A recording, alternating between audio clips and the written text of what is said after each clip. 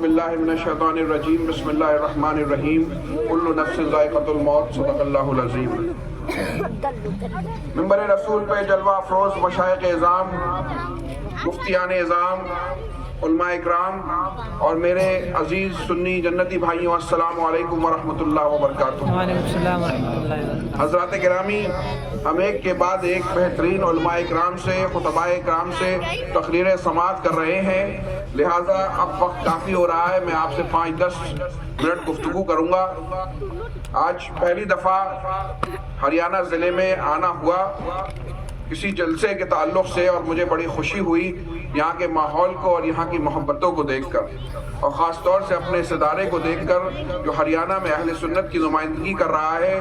اور جب میں نے اتنے سارے علماء کو ایک ساتھ فارغ ہوتے ہوئے دیکھا، بڑی خوشی ہوئی، اور جس طریقے سے ابھی آپ نے یہاں کے لوگوں کو ایوارڈ دیے ہیں تو اس سے پتہ چلا کہ یہاں کے بچے بڑی ترقی بھی کر رہے ہیں ماشاءاللہ۔ حضرات گرامی، اللہ رب العزت نے انسانوں کو اور جنوں کو اپنی عبادت کے لیے پیدا فرمایا ہے، اور ہم اور آپ اس دنیا میں کچھ وقت کے لیے آئے ہیں۔ کوئی 60 سال کے لیے آیا ہے، کوئی 70 سال کے لیے آیا ہے، کوئی اس سے بھی کم کے لیے آیا ہے، کوئی اس سے تھوڑے زیادہ کے لیے آیا ہے۔ تو عقل مند انسان وہی ہوا کرتا ہے جس کو معلوم ہوتا ہے کہ میرا مقصد کیا ہے، اور ایک دن ہمیں یہاں سے چلے جانا ہے، اور جانے کے بعد اپنے اعمال کا حساب دینا ہے، اللہ کی بارگاہ میں پیش ہونا ہے۔ ہمارے ساتھی، ہمارے چاہنے والے، ہمارے محبت کرنے والے، ہمارے بچے ایک دن ہمیں قبر کے سپرد کر کے آ جائیں گے۔ وہاں پر نہ ہماری طاقت ہوگی، نہ پاور ہوگی، نہ رتبہ ہوگا، بلکہ جو ہم نے اعمال اکٹھا کیے ہوں گے وہ ہمارے کام آئیں گے، ہمارا عقیدہ ہمارے کام آئے گا۔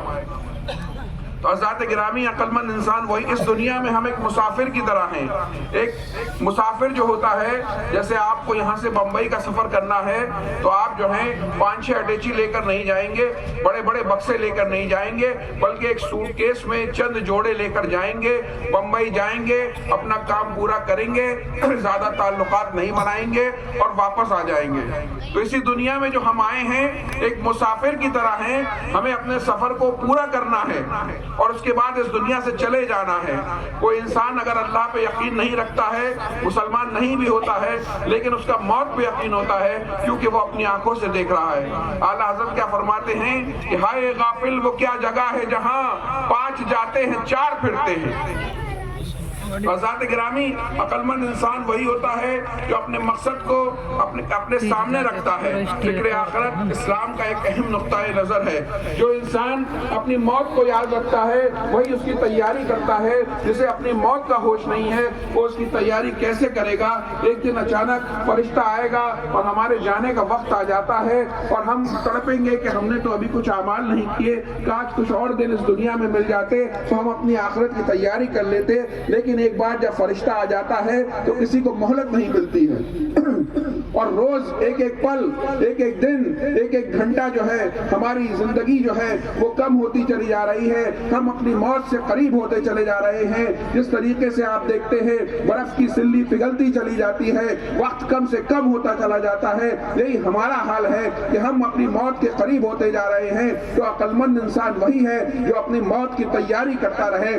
اگر کسی انسان کے سامنے یہ بات ہے کہ ایک دن مجھے جانا ہے اور اللہ کے حضور حاضر ہونا ہے، وہاں پر اگر کسی بکری نے، سینگ والی بکری نے کسی بے سینگ والی بکری پر ظلم کیا ہوگا تو اس بکری کو سینگ دلائے جائیں گے اور اس کا بدلہ دلایا جائے گا۔ تو جب انسان کے سامنے اس کی آخرت کی فکر رہے گی تو وہ کسی پر ظلم نہیں کرے گا، وہ کسی کا مال نہیں مارے گا، وہ کسی کی زمین نہیں مارے گا، وہ کسی کی دکان پہ قبضہ نہیں کرے گا، وہ کسی کی بچی کو پریشان نہیں کرے گا، وہ اپنے ماں باپ کو بے عزت نہیں کرے گا، وہ کسی کو دھوکہ نہیں دے گا، وہ کسی پر ظلم نہیں کرے گا، کیونکہ اسے معلوم ہے کہ ہو سکتا ہے یہاں تو میں اپنی پاور کے ذریعے، اپنے تعلقات کے خاندان کے ذریعے کامیاب ہو جاؤں، لیکن ایک دن وہ آنے والا ہے جب میرے پاس جو ہے میں کچھ کرنے کے لائق نہیں ہوں گا اور میرے ساتھی مجھے قبر کے حوالے کرائیں گے۔ حضرات گرامی، میں کوئی ایسی بات نہیں کر رہا ہوں جو انسان کے سمجھ میں نہیں آئے، بلکہ جایا کرو قبرستان اور وہاں پہ فاتحہ پڑھا کرو اور جا کے دیکھا کرو کہ چند دن بعد مجھے بھی یہاں پر جانا ہے، اور اپنی موت کو یاد کر کے سویا کرو۔ پھر جب سمجھ میں یہ جو ہماری کامیابی اسی میں ہے کہ انسان صاحب ایمان اس دنیا سے چلا جائے۔ کہنے پڑے ہم دیکھتے تھے کہ ہمارے بزرگ دعا کرتے تھے یا اللہ خاتمہ ایمان پہ فرمائے. ہم چھوٹے تھے, ہمارے سمجھ میں نہیں آتا تھا. اب ہم یہ دیکھ رہے ہیں کہ لوگ جو ہیں ایمان سے بھی ہاتھ دھو رہے ہیں. آخر یہ کیا ہو رہا ہے؟ حضرات گرامی, ہماری جو سب سے بڑی دولت ہے وہ ہمارا ایمان ہے. ہماری بہنوں کے پاس تھوڑا سا زیور ہوتا ہے, وہ گھر کے سب سے حفاظت والے کمرے میں سیف کے لاکر میں لاک کر کے رکھتی ہیں. جب کہیں جانا ہوتا ہے پہنتی ہیں, پھر آ کے رکھ دیتی ہیں. سوچئے اس دنیاوی دولت کی ہم کتنی حفاظت کرتے ہیں, تو وہ دولت جو سب سے عظیم دولت ہے, جو ہمارے ایمان کی دولت ہے, اس کی حفاظت کی کتنی ضرورت ہے. اور ایمان کی حفاظت جو ہے وہ علم کے ذریعے ہو سکتی ہے. ہماری خانقاہ کا نعرہ ہے کہ آدھی روٹی کھائیے, بچوں کو پڑھائیے, سب سے پہلے فرض علوم سکھائیے. حضرات گرامی, ہم اس دنیا میں آئے ہیں اور ہمیں آخرت کی تیاری کرنی ہے, اعمال صالحہ کرنے ہیں. لیکن جب ہم دین کو جانیں گے, دین کی بنیادی باتوں کو جانیں گے, تبھی ہم دین پہ چل سکیں گے اور اپنے آخرت کی تیاری کریں گے. ہم سب پہ فرض ہے کہ ہم ضروری دینی باتیں جانیں. ہر کوئی عالم نہیں بن سکتا, ہر کوئی فاضل نہیں بن سکتا, لیکن ضروری علم دین جاننا ہر مرد و عورت پہ فرض ہے. ہمیں جاننا چاہیے کہ اللہ رب العزت کے بارے میں کیا عقائد ہونے چاہیے, رسول پاک صلی اللہ تعالیٰ علیہ وسلم کے بارے میں کیا عقائد ہونے چاہیے, صحابہ و اہل بیت کے بارے میں کیا عقائد ہونے چاہیے, نماز کے مسائل آنے چاہیے, روزوں کے مسائل آنے چاہیے, نکاح اور طلاق کے مسائل آنے چاہیے, بنیادی دینی ضروری معلومات حاصل ہونی چاہیے. اس کے بعد چاہے ہم اپنے بچوں کو ڈاکٹر بنائیں, چاہے انجینئر بنائیں, چاہے سائنٹسٹ بنائیں. تو حضرات گرامی, ہمیں علم حاصل کرنا ہوگا.